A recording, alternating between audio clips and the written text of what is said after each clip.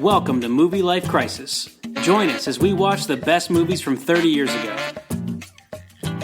Let's call it the sweetest, wisest, wittiest, and funniest film since who knows what? A surefire comedy sensation. Whoa! Kevin Kline, Sigourney Weaver, Dave, and Ivan Reitman film, rated PG-13. Starts Friday, May 7th at a theater near you. Since who knows what? That was the best trailer that I could find. It told you nothing about the movie. It just said who's in it, and then it had like some jam and like Cool Running style music behind it. What's the music called where they play the steel drum? Reggae? Is it just reggae, or do they do that in other genres? I don't know. Just but yeah, it had that what jaunty they play when you drum. get off of the airport, off the plane in the airport in Jamaica. I'll take your word for it. I've not been to Jamaica. Dude, I'd like to go because they speak English, and that's my kind of thing. Do you think they were just betting on, like, everybody knows who Ivan Reitman is, everybody knows who Kevin Kline and Sigourney Weaver are, so, like, just they don't need to say anything? Yeah, probably. Usually I can find 30-second TV trailers, or I can find full, like, 2 or 3 minute, like, trailers that actually ran before the movies, and I take the 30-second. I couldn't find any 30-second. I only found 15-second trailers, and it was that, or it was another one, and that other one, someone clearly recorded off of a television show, and it had, like, 20 seconds of the movie Grease after it, and I didn't want to take the time to edit it out, so I went with that one. Good call. That's a good call. But yeah, this is obviously the movie Dave. Well, maybe not obviously. Well, no, you can see the title before you click on the podcast. It's the movie Dave, 1993. Kevin Kline, Sigourney Weaver, directed by Ivan Reitman. Not to be confused with Meet Dave, which a bunch of people were like, "Oh my gosh, that was from 1993." Yeah, the Eddie Murphy one. I was like, "No, that's like 2008 or something." Yeah, it's. And there's also a TV show called Dave on Hulu, which is not that. Yeah, either. not that. No. This is. Do you remember this movie? Did you even know this movie? I did not know this movie. I thought I knew the storyline. I've never seen it. I was watching it and I'm going, what the hell? I've never seen this. All right, I can't wait to talk to you about it then, because I just like this movie and Cool Runnings, which we did like 3 episodes ago, are the exact type of movies that I want to do the podcast for, because you could easily go your whole life and never have a conversation about them and never see them, but I just like them so much. Yeah. Like they're the perfect movies to do. This is a good one to talk about, and I, for reals, have never seen it. All right, that's fantastic. Yeah, dude, and it's hard to find now because it's named Dave. If you just type Dave into Google, you don't get this. And if you type Dave movie, you don't get this. You have to type Dave movie 1993 or some of the people's names who were in it. And it's not streaming anywhere. You have to rent it. You have to rent it. Because I have a Google phone, so I type Dave, and it just brings up like 4 people named David that are in my contact list. It's like, you want to text any of these people? I was like, no. I'm looking for the movie. So, dude, you put Dave, open parentheses, film, close parentheses, pulls it right up. Yeah. All you got to do is hit shift and a bunch of extra keys and words that you don't need. And I just put the year 1993 and it came right to it. But normally, like, it's 30 years later. So I'm like, I wonder if anybody wrote any articles about this movie that I could go find some behind it. There's nothing. No behind the scenes. And this movie, like, was made like $92 million. It was a big hit in the 90s. That's pretty good. But just, it's hard to find out about now. But I've always loved it, and I still love it. Nice. Like, it's freaking good. And so, since you'd never seen it, you obviously didn't care if we did it on the podcast, but I was like, we got to do Dave. I love Dave. Kevin Kline's awesome. This is the thing, though. I think when I was picturing it, I was like, yeah, I've seen that. I know that. That's the guy who does the thing with the where he pretends to be president. I got that. And then I started watching it. I was like, never seen this. What is this? So I got to the end, and I was like, cool. Never seen it. I'm surprised that you haven't seen this because it's an Ivan Reitman comedy, and it's got Kevin Kline, Sigourney Weaver, and a bunch of other people in it. Yeah, I'm surprised I haven't seen it either because it's not still in plastic wrap, and it's in my stack of DVDs in the top of the closet. I pulled the Tupperware down and looked through it, and it's in there. So, like, obviously I owned it, but I never watched it. That's fantastic. Because if we didn't have this podcast, you would have died, and your kid would have had to get rid of a bunch of shrink wrap DVDs, and no one would have ever watched it. But now we have watched it. Now it's watched. Give us a synopsis. All right, Bill Mitchell is the philandering and distant president of the United States. Dave Kovic is a sweet-natured and caring temp agency operator who, by a staggering coincidence, looks exactly like the president. As such, when Mitchell wants to escape from an official luncheon, the Secret Service hires Dave to stand in for him. Unfortunately, Mitchell suffers a severe stroke while having sex with one of his aides, and Dave finds himself stuck in the role indefinitely. Yeah. I was wondering, because I mean, obviously in 1993, I didn't question the premise. I was like, yeah, he looks like the president. He's just going to pretend to be president for a while. But now as an adult, I'm like, even for a comedy, that seems like that premise is pretty out there. Like, we have the 25th Amendment in case anything happens to the president. You can't just decide to hire an impersonator and then keep going. Well, it's not like the whole government voted on it and said, yeah, let's keep the impersonator. They had some nefarious people. Well, yeah, it was the chief of staff and the communications director. But also, like, I don't know. I like to assume that they would know that you couldn't. Like, they made it out in the movie where, like, Dave asks, like, is this legal? And he's like, it's kind of like, have you ever run a red light, on the road? So nobody's around. Your grandmother's in the back. She's got to get to the hospital. It's kind of like that, except the whole country's in the back of the car. It's not like that. It's like treason, and you'll get put to death. Like, it's not like running a red light. The whole time I'm watching this, I'm like, oh, cool. They're going to remake this, except it's going to be like all deep fake stuff because it's 2023. So it's going to be awesome. That's the answer right there. That's how they're going to redo it. It's not going to be two different people. It's going to be deep fake. Ah, man, that would be. Is it going to be a comedy? Or is it going to be like Black Mirror? Because I actually kind of like it as a scary, like this could really happen type of show. Yeah, let's do it however you want. Can it still be some funny? Yeah, I wouldn't watch it if it wasn't a comedy, but actually it would be a pretty interesting premise for it. Like, dude, imagine if Trump had died and Trump's like staff thought like we could just keep AI Trump going for a couple years and just like I feel like we're not that far away from someone really considering that. Yeah, but this is the thing. Well, Trump likes to be in front of the camera, so it'd be hard for a live person to fake it. But like somebody who's just like more behind the scenes, doesn't want to be out in front of the people. Right. That would totally work, man. You can't tell. You tell me you can tell. You can't tell. When that thing with Jordan Peele did Obama saying he's like, they were a bunch of bitches. And I was like, what the hell? Obama? Oh, it's a deep fake. It's a deep. Dude, if I saw Joe Biden while I was getting a sandwich, I wouldn't be sure if it was him or if it was an impersonator. Like, I've never. I mean, I know what he looks like, but I'm saying, like, I couldn't. If it was a good impersonator, especially if it was like an AI deepfake, I wouldn't know. Right. No. And you can't tell. The voices, you can't tell. Yeah. All right. So this thing, $28 million budget, $92 million gross. This is a big movie. It's number 16 on the year. It's behind Cool Runnings, but it's ahead of Rising Sun. But it's ahead of Demolition Man. Like, this thing did really well. Yeah, I could see that. I mean, Demolition Man continues to earn into the next year and ends up making quite a bit more money. But, almost $100 million comedy for 1993 is kind of a huge movie. Especially when you're only dropping 15-second clips on TV that don't say anything don't even about tell the you movie. anything about the movie. It's got Kevin Kline in it. People really like it. It's the best thing since we're not even sure what. Get to the theater now. But see, you said that right. You said it's the best thing since I don't know what. Like, that's how you say that. But that guy was just like reading it, and he was like, it's the best thing since I don't know what. I'm like, what? I think we got it. I'll be in my trailer. It's like, no, you missed the emphasis entirely. All right, Krusty, we're ready to roll. I shouldn't have said none of those cue cards. Him card read good. Mr. Kearns. Did you find any awards? Yeah, dude, I did. There was some awards. I had, wait for it. Got it. Academy Awards, it was nominated for Best Screenplay, so I could totally see that. Wow, that's awesome. Yeah. It's a freaking fantastic screenplay, too. It is. Comedies just never win that stuff. Yeah, it doesn't. Musical or Comedy is the group in Golden Globes, and it got nominated for Best Motion Picture and Musical or Comedy and Best Actor of Golden Globes. It didn't win any of those big ones. It had like American Comedy Awards and ASCAP stuff. It won some of those, but it got nominated, dude, so people knew about it. Yeah. Or I guess the people in the know knew about it. Totally. Well, and everybody involved is like... I'm like, man, I started making a list. I'm like, Ivan Reitman is the director. That dude directed Ghostbusters and a million other things. James Newton Howard did the score. It's a really good score. He did like Pretty Woman, The Fugitive, a million other things. It's produced by Richard and Lauren Donner's production company. Richard Donner directed like Superman, The Goonies, Lethal Weapon, and his wife produced like all the Bryan Singer X-Men movies, Free Willy and Mr. Mom and stuff like that. Yeah. Like, the freaking guy who wrote it, Gary Ross, like he wrote Big and he wrote Mr. Baseball and he wrote Pleasantville and he wrote Seabiscuit. Like everybody, like the production for this movie is like every one of them was a freaking killer.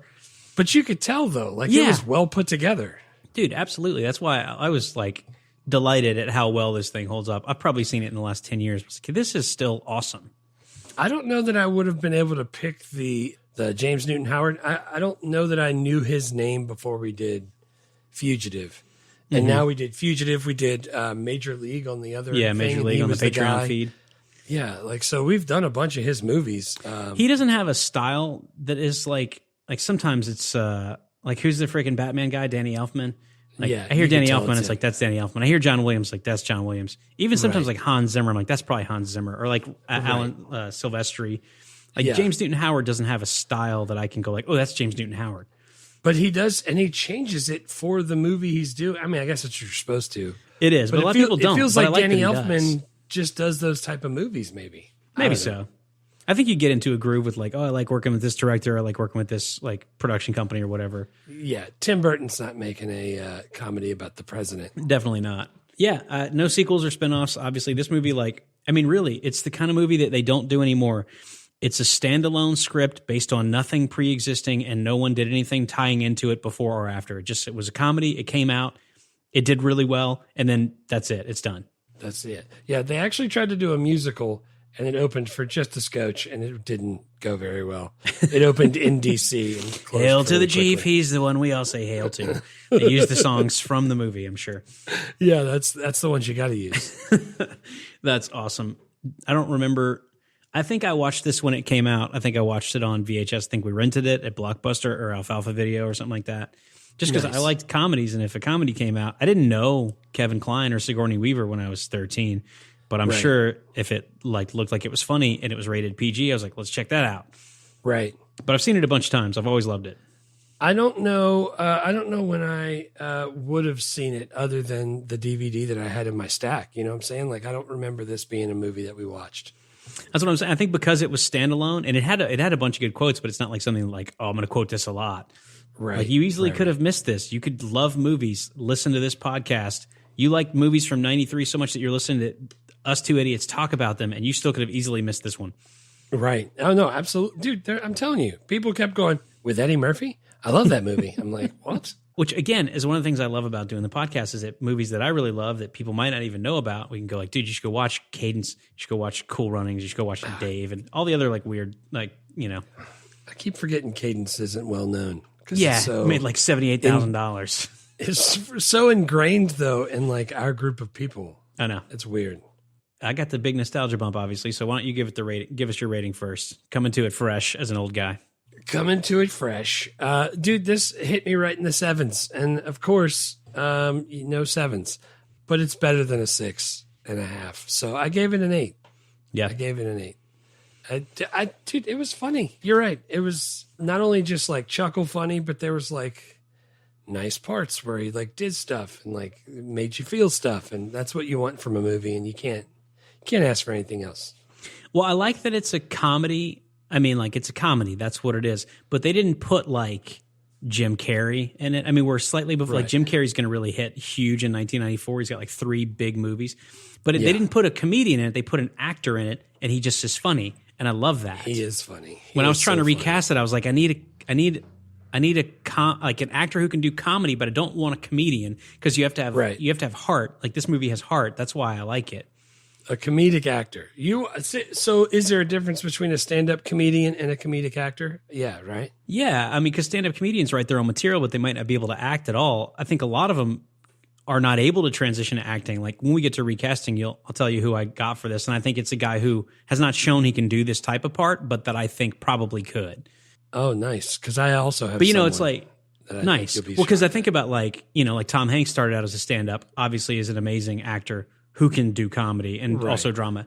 Like, Sandler can do drama and is a great actor. I mean, it's not like Sandler has like Tom Hanks range, but like, he's pulled off some really good like movie roles, and not just his like Happy Gilmore stuff, which I love.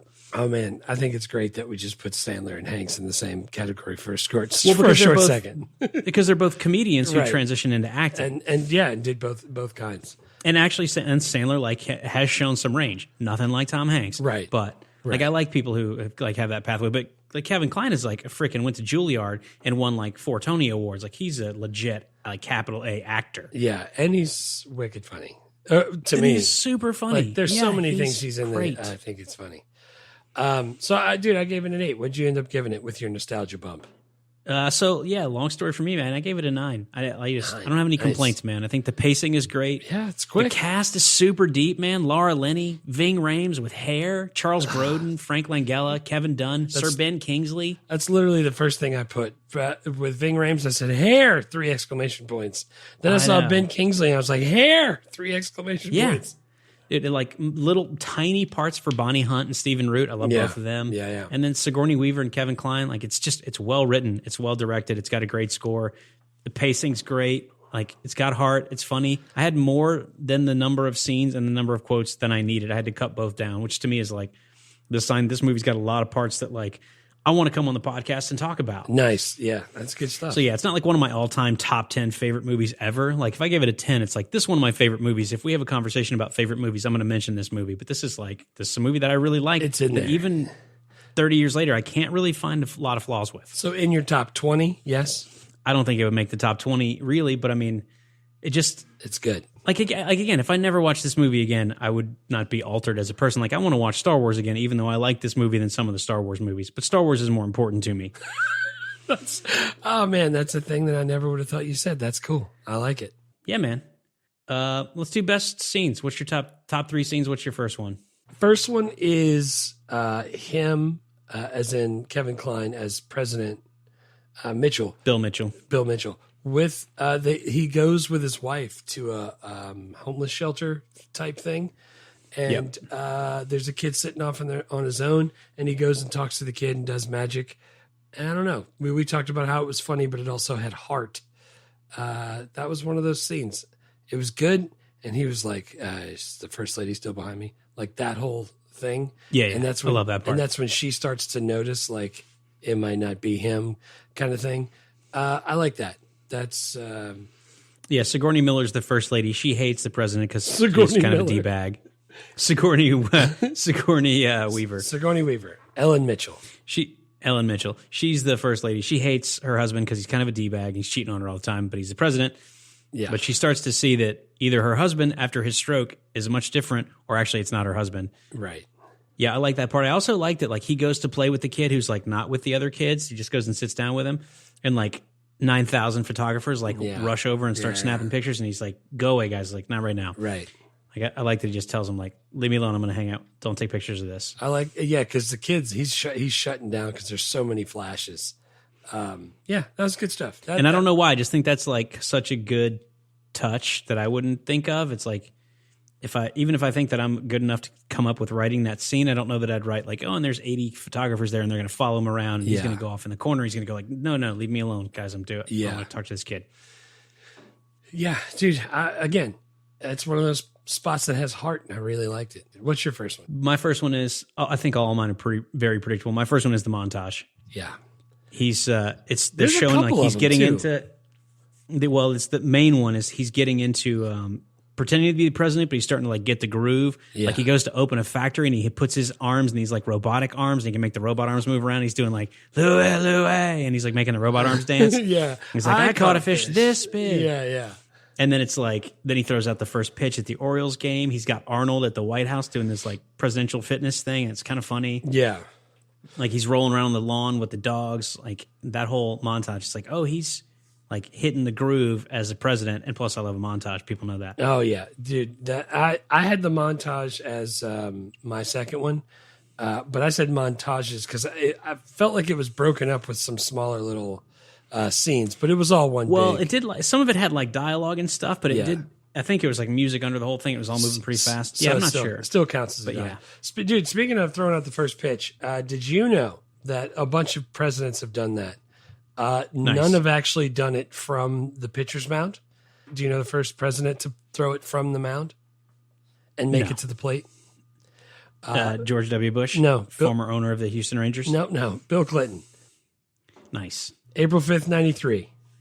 It was an Orioles game. So that's not bad. I think if you were asked to throw out the first pitch, would you say yes? Yeah, dude, why not? I don't know that I could throw it from the mound, but I'm saying like, I mean, maybe in a big arc I could make it there, but that's what I'm saying. I think that like the enjoyment I would get out of throwing out the first pitch would be offset by how worried I would be that it was going to go horribly wrong. I think I would probably be like, no, I think I'm good. Dude, I think horribly wrong, though, is what they're kind of expecting. Yeah, but it's not what I want to happen. Right. It's like, oh, that was awesome when you embarrassed yourself throwing out the first pitch. Yeah. Like, I think I'd be like, no, I'm good. I'm all set. Can I bowl it? Can I roll it to you?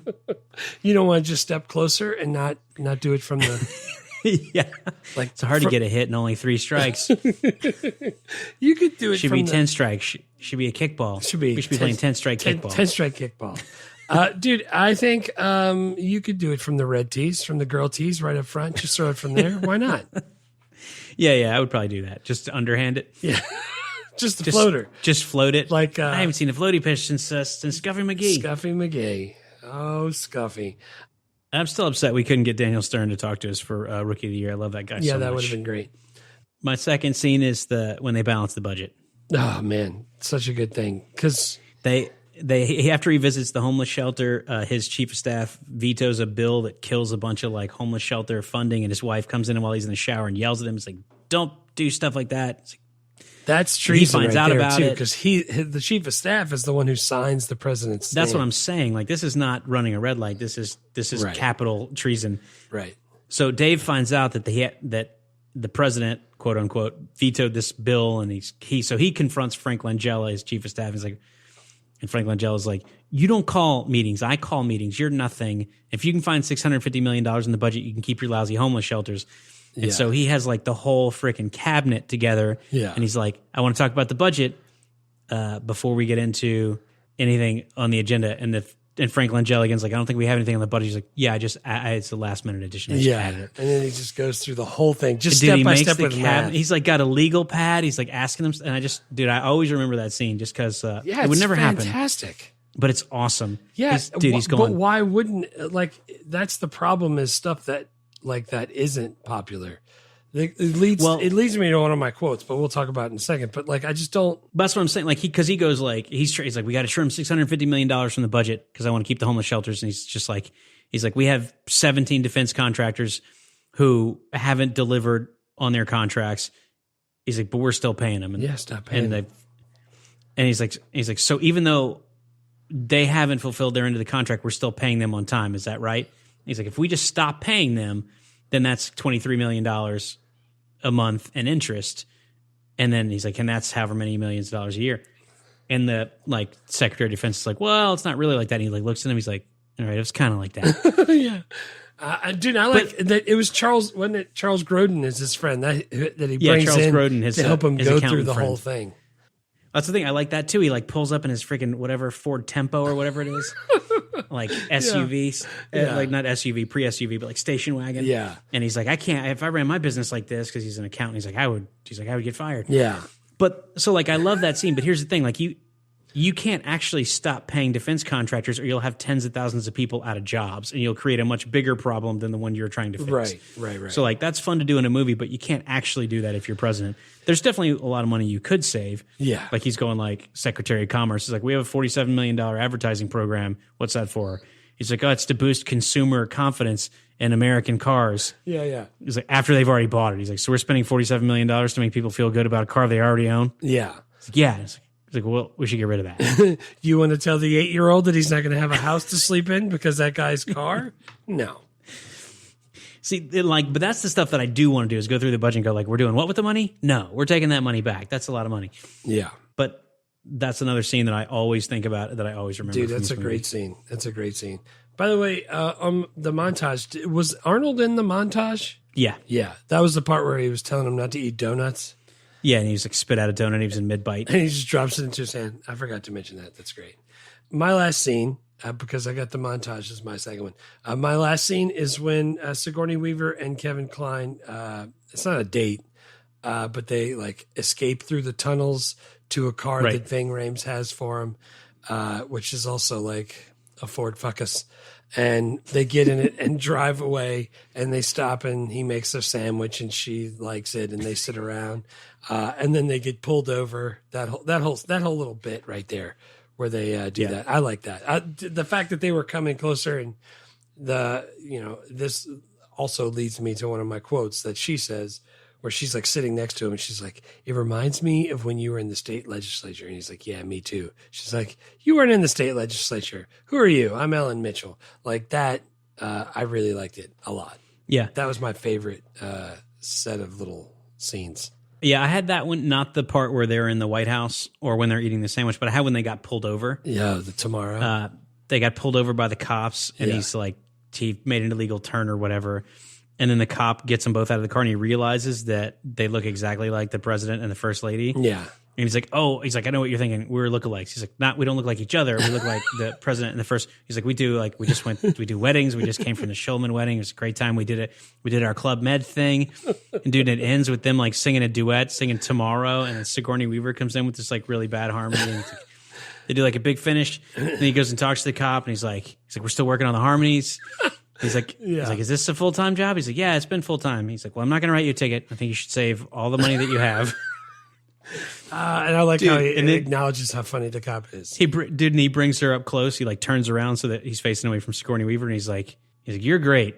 She needs a lot of work. Which is great. That's fantastic. By the way, tomorrow, that whole part with the Ray Stark is the guy who he had to get, Ivan Reitman had to get permission from to do that. And when he like literally called him on the phone, he was like, as long as it's not going to be a parody, you could totally do it. Just don't let it be a parody. And he was like, yep, no problem. And he's like, fine, you're going to owe me. And Ivan Reitman said, like, whatever it was right before he died, like however long ago, he was like, did you ever hear back from him? He's like, no, I've never heard from him again. He died and never asked me for a favor. So that was perfect.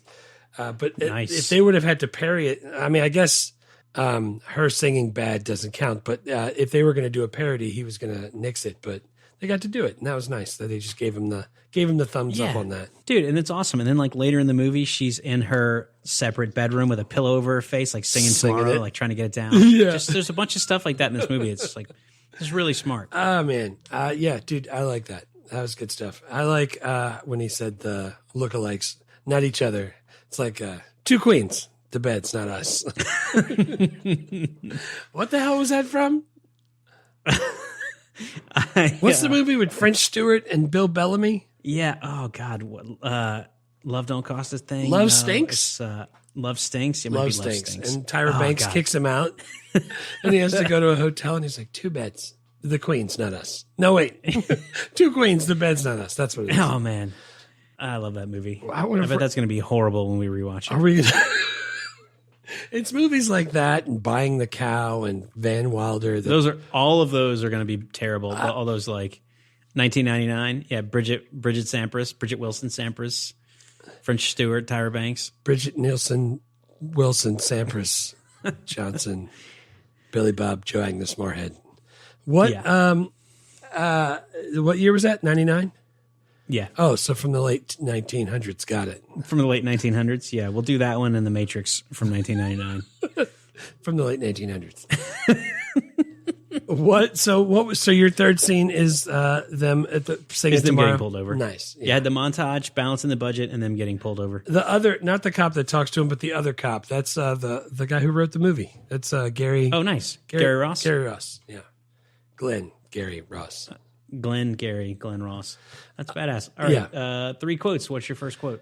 Well, my first one I'll go with is the you weren't in the state legislature. That whole thing where she tricks him into saying that to make sure that she knows it's not actually her husband. Yeah, it's not him.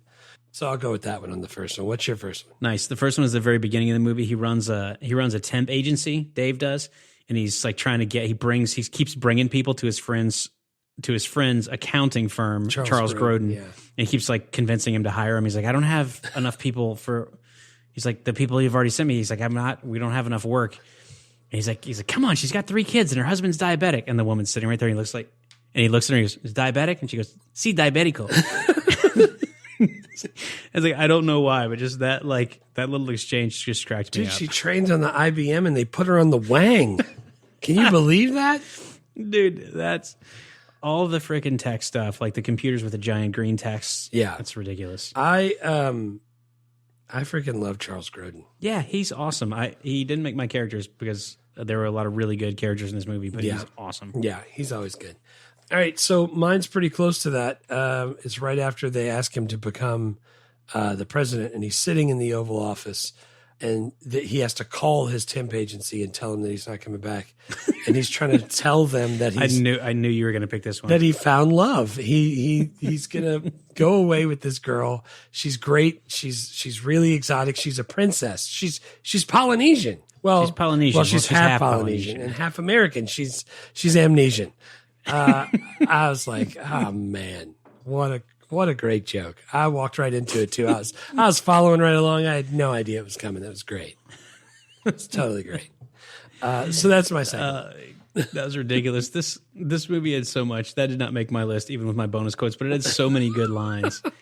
My second one is when he meets Kevin Kline is playing the president, and he's also playing Dave, and they're face to face, and he's acting opposite himself, like the split screen, compositing shit that people used to do for that. Yeah, and the president, who's a huge dick, is like, "You're a very handsome man." Like, "Thank you, Mr. President." He's like, "Just get rid of the grin. You look like a schmuck." He does. This is the thing, though. Kevin Kline kind of looks like a schmuck when he smiles. I don't know what it is. It's that he doesn't have an upper lip or something. I don't know what it is, but it's because he's a fantastic actor. Yeah, he's really like, man, I think Kevin Kline should have got an Oscar nod just for that one scene when he acts with himself, because you could tell like he's so good as an actor that I'm like, is that actually Kevin Kline or is that a stand-in? Because like one of them is like he's very serious and he's like very dour. Yeah, he doesn't move at all. And the other one he's like grinning. And he's like moving his mouth a lot. And he's like shifting back and forth. Like he played him totally different. That's another thing too. Like when he's getting ready to just walk out there, all they needed to do was walk through past the people, wave, and get in the car. And he's like practicing like waving and how he's going to put his hands, and he's like turning his head, like all of his gestures and stuff, changing all the gestures. That's freaking great. It's great. What's your next quote? My last one is when he's talking about. He says, "I think there's certain things you should expect from your president. I had to care more about you than I did about me. I had to care more about what's right than what is popular." And that gets to the crux of what we talked about before, how that would never happen. And you're not going to go through and just say like, let's cut this because it's not, it wouldn't be popular if I cut that. Like, I don't think any of the politicians that I can think of off the top of my head care about what's right compared to what's popular. My problem is like, I don't care if they even do what's popular, because if they're elected to represent their constituency, and it's like, hey, 60% want this, I don't want it, but that they voted for me, so I'm going to do it for them. Right. But that's not how it works. Like, what it works is they have huge political donors who are corporate that tell them what to do, and that's not representing the will of any people. That's representing like that's a very limited slice of the 1% who's getting like the dividends from that company. That if they make a decision, like if my senator makes a decision that I didn't agree with, that 60% of the people who also voted for him do agree with, okay, I'm cool with that. Yeah, but if he makes it because he freaking, because a tobacco company paid him to do it, or a oil and gas company paid him to do it, or a biochemical company, like that I don't like, because that's like, hey, that actually sucks for all of us. You just did it because you got paid. And it feels like the more, the older I get and the more I pay attention, the more I see that they make those types of decisions that actually affect people without having people vote on it. You know what I'm saying? It's not, we don't vote on every little thing. That's what representative democracy is. But I'm saying, like, it feels like they're making budgets and changing stuff all based on not what would be right, but more what they heard last. I don't know. Like, I don't want, if you never set foot in the state, I don't want you to be representing the state in Washington. Right. That's for any state, for any party. Yeah. What was her name in California that just died, and her eye was all droopy and looking off to the other side? Feinstein. Yeah, there you go. Yeah, she was 1,000 years old. Dude, if you're 90, like you need to get out of there. Like, what's the? I don't know. I'm not. I mean, we're not that old. What's the argument for that? Just like, oh, I know how things work, so I can get stuff done because I've been here so long. Yeah, I've been here 1,000 years. Like, I shook hands with LBJ, so I know how things work. It's like, all right, dude, you can't use the internet. I don't think you should be in charge of stuff. Yeah. Oh man. Nice. All right. Well, that was my third. What's your next one? My third one is Bob Langella. God, I just freaking like that guy. Yeah, he's good. He's like, I'm going to kill him. And Kevin Dunn, the communications director, is like, you can't kill him. You can't kill the president. He's like, he's not the president. He's an ordinary person. I could kill an ordinary person. I could kill 100 ordinary people. Yeah, that's crazy. That's I could see people actually saying that. That's why, like, this was one of Bill Clinton and Barack Obama's favorite movies about presidencies. And that's what they said. They're like, man, there's people like these people all throughout politics. I was like, that's bad.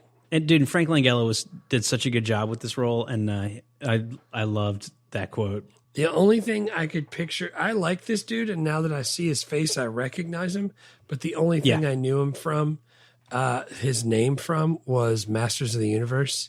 He played Skeletor, and I remember that way back in the Gap, and I was like, oh man, he's been around for like since the 60s, but he never was like the star of a show that ran for 8 years or like had a huge role. He just has been in a million things. Yeah. Like I like doing the podcast and like learning about people like that where it's like, oh, I know that guy, I recognize him, but now I actually can read like, here's how he got his start. Here's the stuff that he did. Yeah, that's cool. Awesome. Yeah, that's cool. I had a bonus quote, which is thank you for doing this, Helen. He just kept saying that. He didn't know what to say. I wanted to put that scene in there, but I just couldn't make room for it. It's like he had to do a photo op with his wife, and he's like the first lady. He's like, can't I start with a cousin or something? And they're like, look, they never get along. He's like, all you have to say is just thank you for doing this, Helen. And she comes in, she's all pissed off at him because he like had a stroke because he was cheating on her with a secretary. And he's, don't you have anything to say to me? And he's like, thank you for doing this, Helen. And she's like, why couldn't you have died from a stroke? He just kept saying, thank you for doing this, Helen. Or like right after that, when he's standing on the balcony and they're telling him from the back what to say. Yeah, they're feeding him lines. Yeah, and then it's like, all right, and like it's Kevin done. Dunn, it's time to leave, and they go go go go, and he just goes go go go. Yeah, they ask him a question and he's supposed to answer it, and he looks around and Sigourney Weaver walks off, and man, that was great. It's great. So I love that scene and that quote, so I shoved it in there as a bonus. Good call. All right, best characters. Who's your first? Kevin Kline as Dave Kovic / President William Harrison Mitchell. Yeah, Kevin Kline. Everything he did, I liked.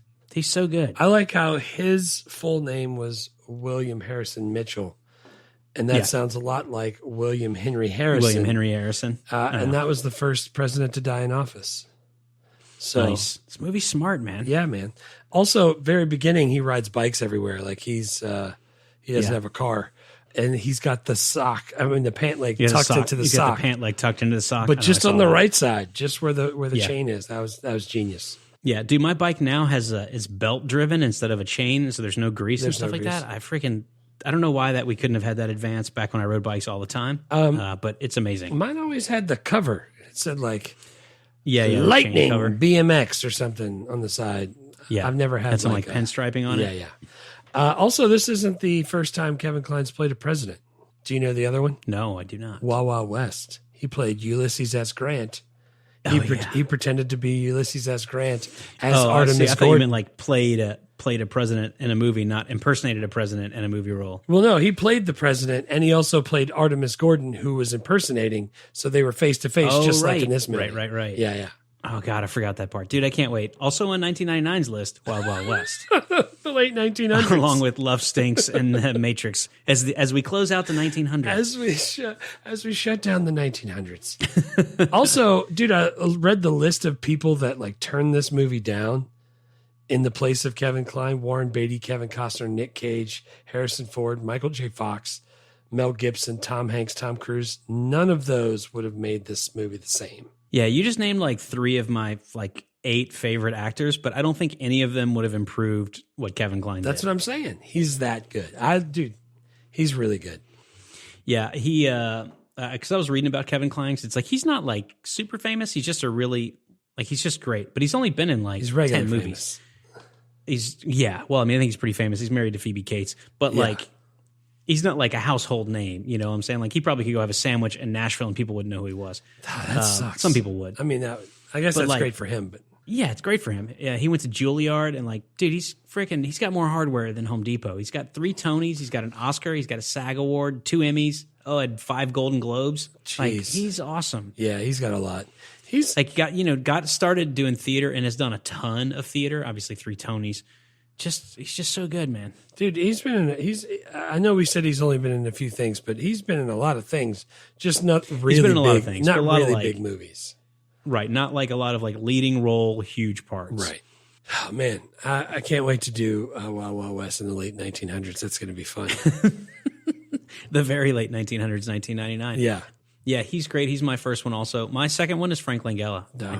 I like that guy. Yeah. What's not to like about He's it? the villain. Like, he's the chief of staff. Like, he's so menacing, but he also, like, he never got too big with the performance. You know, he never got, like, over the top with it. Yeah. And I think it's easy to do that in a comedy, but either he or Ivan Reitman, like, they just didn't let it happen. He was like the perfect amount of, like, mean and scary and evil, but not, like, cartoonish. Yeah, he didn't ham it up like he could have. Because he definitely could have, for sure.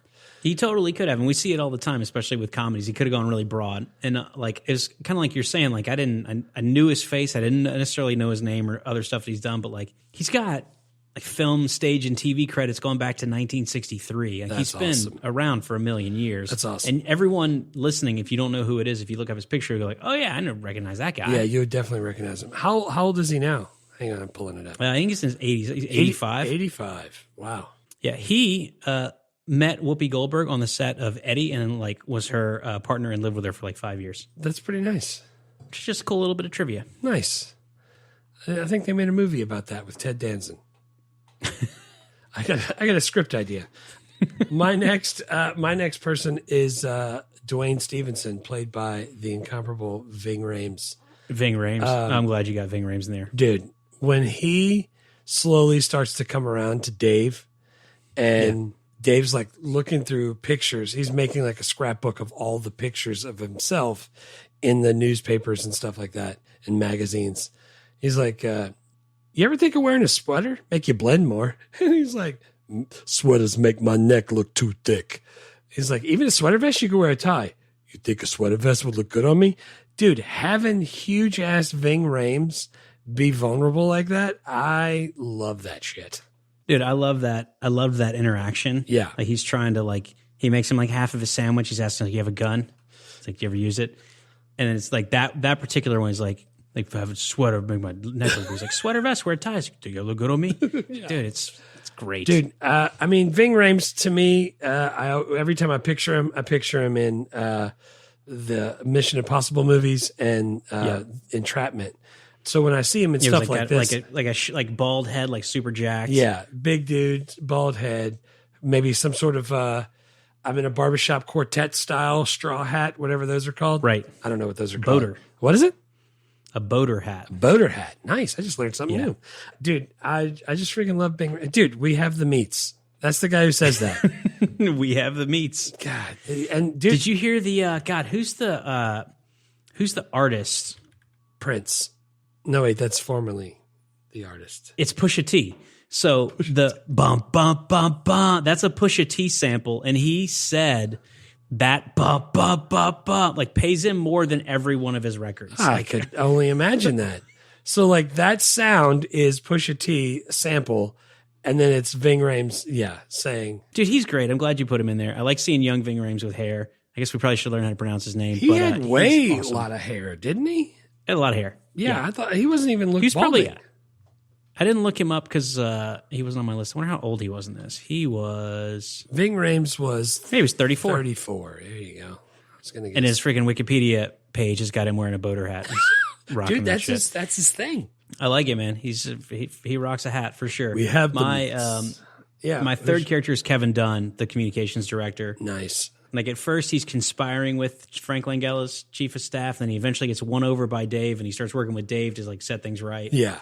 He's awesome, man. He's really good. He like I don't know a lot of White House communication directors, maybe a couple of them, but I felt like he really like he had the beard and he had the bow tie. I was like, I really felt like he like had the part. Dude, he is all kinds of good in all of the things I've seen him in. Yeah.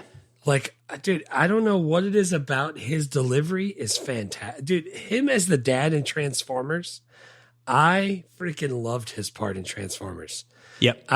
Great in Transformers. There's all kinds of stuff he's been in, but like this one for real. Yeah, dude, like Picture Perfect and Godzilla and Small Soldiers and I Heart Huckabees and nice Black Dahlia, like Transformers. He's been in a million things. He's another one. He's got like 80 credits. What's that scary movie with Kevin Bacon where he's at the top of the stairs? Don't be scared of it, Daddy. It's Stir of Echoes. Oh, Stir of Echo. I need to go watch that. What year was that? Pass. What year was that? That could only be 1 year in this conversation. No, it's not. Late 1900s, Is it really? 1999. Oh yeah. All right, tell Sean to get ready. That's the movie we're doing. For Our Halloween. 1999 schedule's building itself as we do this podcast. We got Stir of Echoes, we got The Matrix, we got man. Love Stinks. The late We got 1900s. Wild Wild is West. wall-to-wall The late 1900s bangers. we're going hard. Oh man, Sean, get ready. We're doing Stir of Echoes 99. Halloween. Kevin Dunn and Frank Langella are in another movie together. Did you see it in your research? I did not. What is it? Training Day 2014. Oh snap! That was a good one too. We're doing that one. Yeah, we totally are. I can't wait to make fun of that one. Oh man, I'm gonna work on my Denzel impression. It's not that Training Day, the Kevin Costner Training Day. Oh, I know. I'm just kidding. All right, my third is Sir Ben Kingsley as Yes. Vice President Gary Nance. He was really good. Like he's always really good. Yeah, he is. But he had a little peach fuzz on the back. He was balding. That's what I expected Ving Rhames to look like. Balding to the middle of his head and then hair. But he had a full head. Ben Kingsley is one of my we saw favorites. Ben Kingsley in Sneakers in Yeah. 1992, and he had like a full head of hair then. So we're able to slowly witness him go bald. slowly but surely, as we pass through the late 1900s, we're watching him go bald. Although, like, I see a picture of him from 1983, and he looked pretty bald in that one. So I don't know how he's still hanging on at this point. Maybe it's a tube. Dude, Maybe in Sneakers it was a it could tube. be. It could be. Yeah, and we saw him in Schindler's List this year. Yeah. I forgot about that. It's like Stern.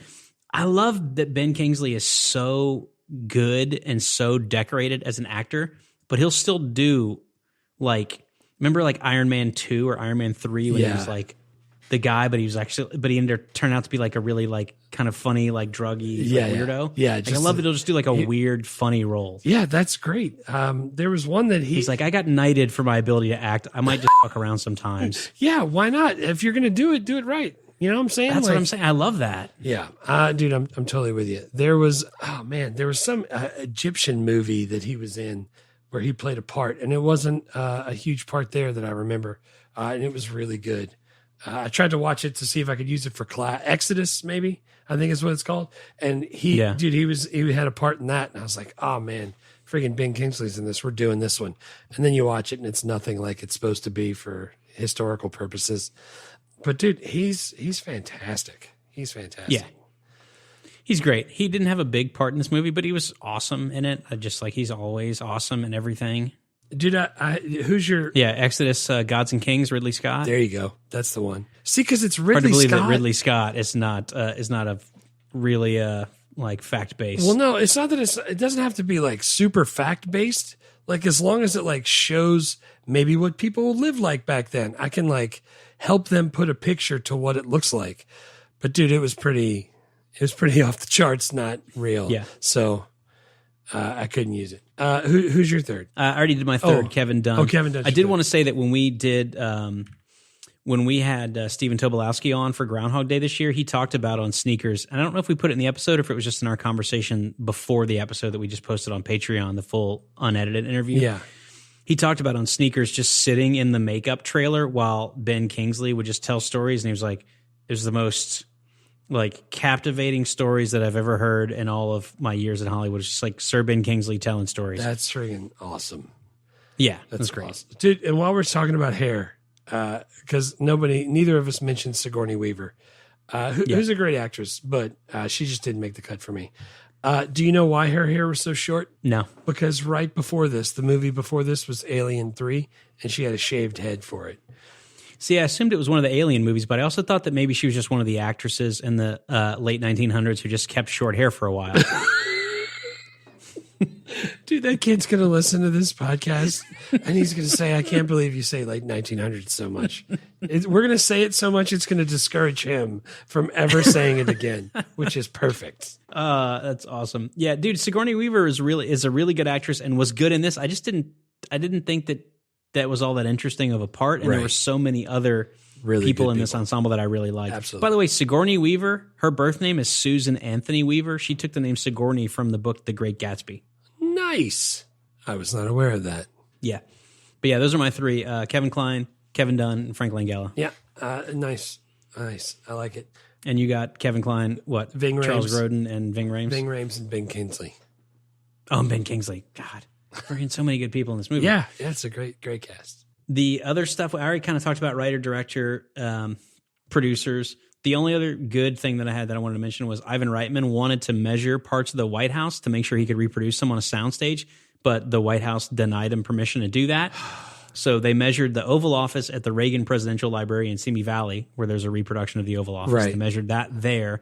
And then one of the production designers went on a White House tour undercover as a tourist and just filmed a bunch of stuff. And they used that to recreate it for the sets. Nice. That's pretty awesome. Yeah, I did hear that this Oval Office was used something like 13 more times in movies. And they said after they built the Oval Office, they're like, hey, we'll build it and then we'll keep it up and we'll just rent it out to other people to shoot in. That's an awesome idea. Genius idea. Genius idea. Do you get any more bonus good? Ivan Reitman, for reals. Ghostbusters and Ghostbusters 2, I can't wait to do those. I know, we're doing Ghostbusters 2 for meatballs. Patreon next week. Yeah, freaking meatballs and evolution, and he's got all kinds of good stuff. Yeah, we'll get into him a lot when we do Ghostbusters 2 on Patreon, literally next week. Only other... $5 a month, anyone who wants to hear anyone extra movies. who We're wants working to on join. 1989 right now. Yeah. Well, I guess we're gonna have to take control. Dude, do you play that in your Halloween mix? Like, you play Ghostbusters for a Halloween mix. Do you throw in the other one? I definitely throw that one in. I don't make a Halloween mix of any sort, but I would absolutely put that in. Playing it in the hallway, kids were like, what is this? Is this Bobby Brown? I was like, oh, good job. It is Bobby Brown. Yeah, so why are you playing it during Halloween? It's like, it's from Ghostbusters 2. It's from Ghostbusters. They were like, there's 2 of those? I was like, what? Oh, the one with 6 of them. The one with the girl. I was like, no, not the one with the girls. Ah, man. The only other bonus good I had is I know that this is a fake premise, and we talked about 25th Amendment and how it wouldn't, presidential incapacity or whatever they call it. All I could think of, though, the whole time was Woodrow Wilson when he was bedridden and his wife took over. So from 1919 all the way to the end of his term in 1921, Woodrow Wilson's wife, Edith, she would decide which matters of the state were important enough to go to Woodrow Wilson. She was basically instead of passing it to his...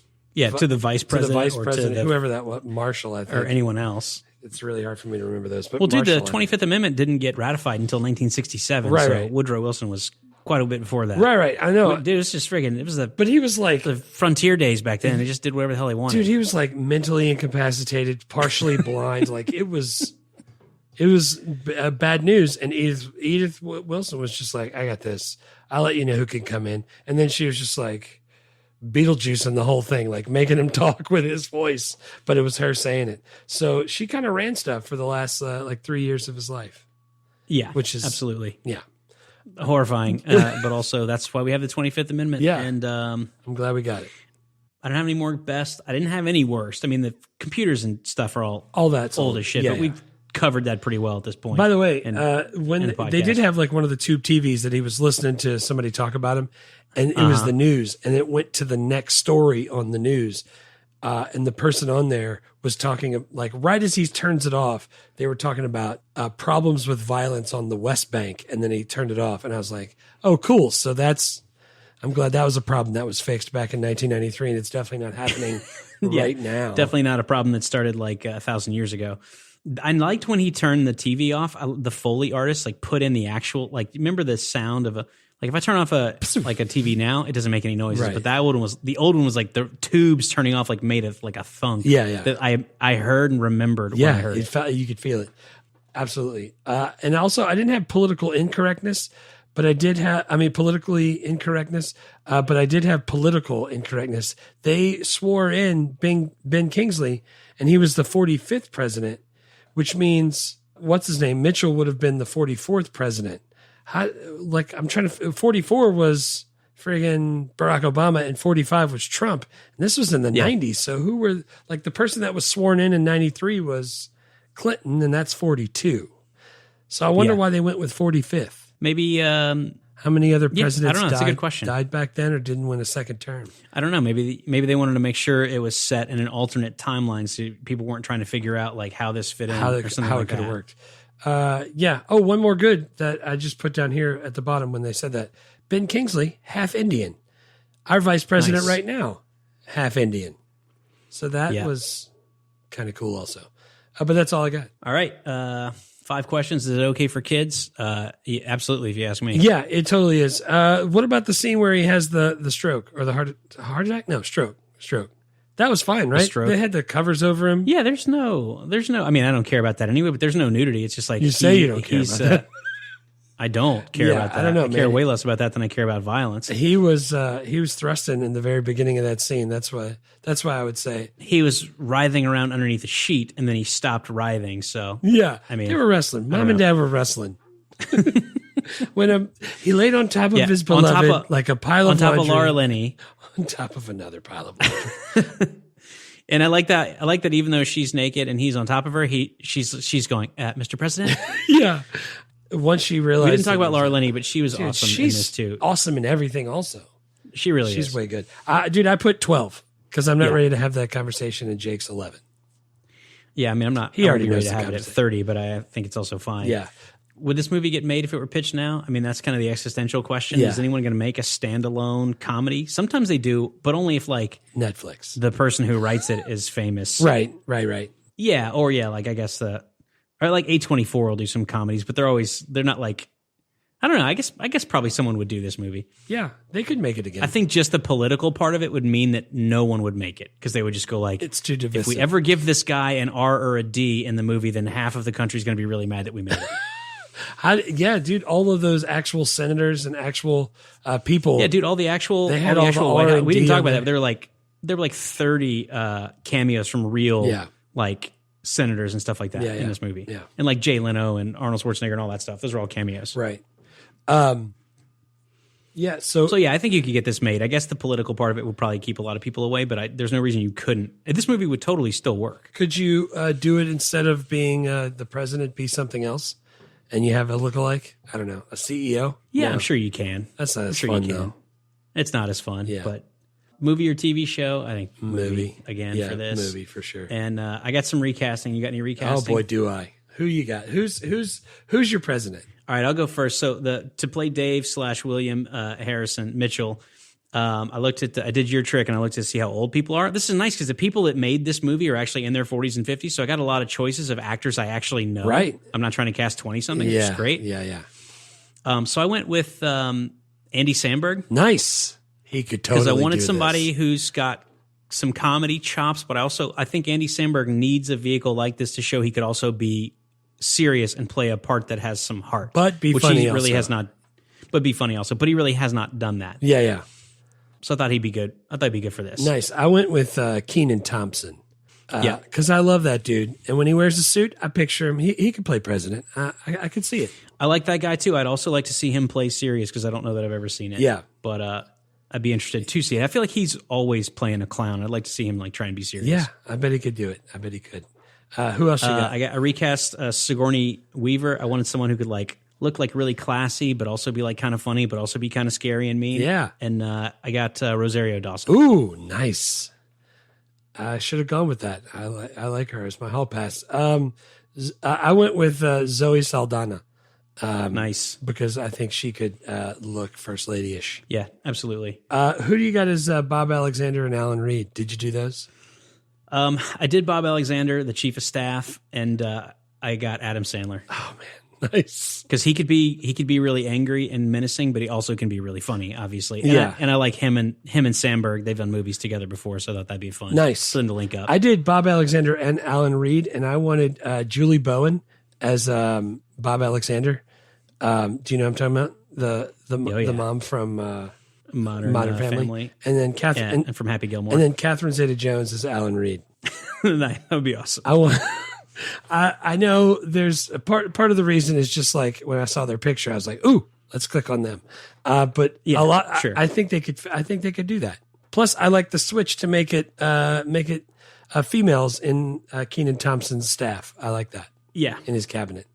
Also, the Randall Park is going to be the vice president, the guy from Fresh Off the Boat, and then Robbie Amell is going to be the Secret Service that takes over Ving Rhames' part. That's the guy from Upload. He's kind of built a little bit, but I think he could also play this part. He could be serious, but he could also be Oh yeah, Like, yeah, I know that guy. Yeah, he could be soft and like give in. So that's my recast. I think you could get this made. I think you could. You don't need to remake this, Right. but I think you could, and I don't think it would be that expensive, and not enough people care about the original that they'd be mad about it. I wonder- And it'd still be really funny, and you almost use the exact same script. You'd have to do very little to it. I wonder if I could rent the same Oval Office. Yeah, I'm sure it's probably still Yeah, there. it's got to be. I have no idea, I got but nothing. or you do that like Disney style on a digital screen. Yeah. No, I like that. I like when they film on. I like it when it's a the full actual set. place. Yeah, me too. Yeah, especially this one where they like built the whole thing, and that way you could see from every angle. Right. Can you still watch and enjoy this in 2023? Yeah, dude. I still love It this was a movie. banger. I think this is a good one. it's great. It's hard. It's unfortunately not streaming anywhere. You have to rent it. I rented Yeah. it on the Google Play Store, I think, for like $4. But man, it's so good. Worth it, dude. And for reals, when I looked at the list, I was like, oh snap! It says JT wants to do like or something like that in parentheses behind Dave, because I was always like, yeah, we'll do whatever. And I'm glad you chose this one because I don't think I would have. So good call. Yeah, I'm really happy this one still holds up, and it's super fun to go research it and to talk about it. And if anyone is listening and hasn't seen this movie, you really should. Yeah, because you it's should check still it out. really good. Check it out. It'll make you happy about politics for a while before you go back and watch the news. For 110 minutes, you'll be happy about. Yeah, and then you'll go be back happy about to politics. what it is now. Then you have to come back to the real world here in 2023. Thanks everybody for listening. Got some new folks in, which is always awesome. Nice. If you want to check us out on Patreon, movielifecrisis.com, $5 a month gets you all our bonus movies, like unedited interviews that we do with people. And also we're doing 1989 over there. Going backwards. Yeah, Major League just came out, and Ghostbusters 2 will be coming out a week after this one drops. It's fantastic. But we'll be back in 2 weeks on the main feed for Rudy. Oh man, what a friggin' bop! I love that. Yeah, with hopefully a special guest. We've got a friend of ours that we've reached out to that was hopefully he's going to be able to come on and record with us. But Yeah, that would be can't great. wait to talk about Rudy. Dude, Rudy, even without a special guest, Rudy's fun. Yeah, Rudy's dude, super fun. and if football season's cranked up, it's starting to get chilly. It's the perfect time to do Rudy. Yeah, it is. Cool. What else? Nothing. Just great to spend some time in the late 1900s, and now I'm going to go back to my real life. No, we're going back out of the 1900s. Nice. Yeah. All right. All right. Bye, con Dios. We have the meats. Thanks for listening to Movie Life Crisis. Please subscribe, rate, and review, and remember, don't drive angry.